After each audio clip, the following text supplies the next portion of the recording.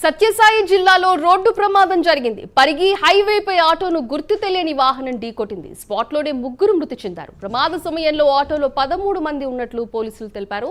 మృతులు రోధం మండలం దొడక వట్ట వాసులుగా గుర్తించారు. కొట్టిపి చౌడేశ్వరి ఆలయానికి వెళ్లి వస్తుండగా ఘటన చోటు చేసుకుంది.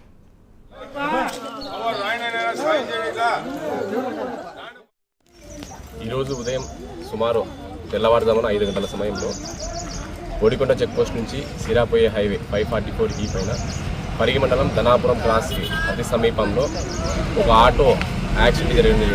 ఈ ఆటోలో 14 మంది రొద్దం మండలం దొడగట్టకు సంబంధించిన గ్రామ వాస్తవ్యులు హిందూపురం రూరల్ మండలం కొట్టిపిలో చౌడేశ్వరి టెంపుల్లో రాత్రి నిద్ర చేసి ఉదయాన్నే వాళ్ళ స్వగ్రామానికి బయలుదేరి వెళ్తూ ఉండగా ధనాపురం క్రాస్కి అతి సమీపంలో ఏదో గుర్తు తెలియని ఒక వాహనము వెనుక నుంచి చేపట్టగా అందులో ముగ్గురు మహిళలు అక్కడికక్కడికే చనిపోవడం జరిగింది. ఊరి పేరు ఇక్కడ నిలబెట్టారా మీరు? బండి ఆటో నిలబెట్టింటే ఏది గుర్తింది తెలీదు. ఎన్నిసేపులో?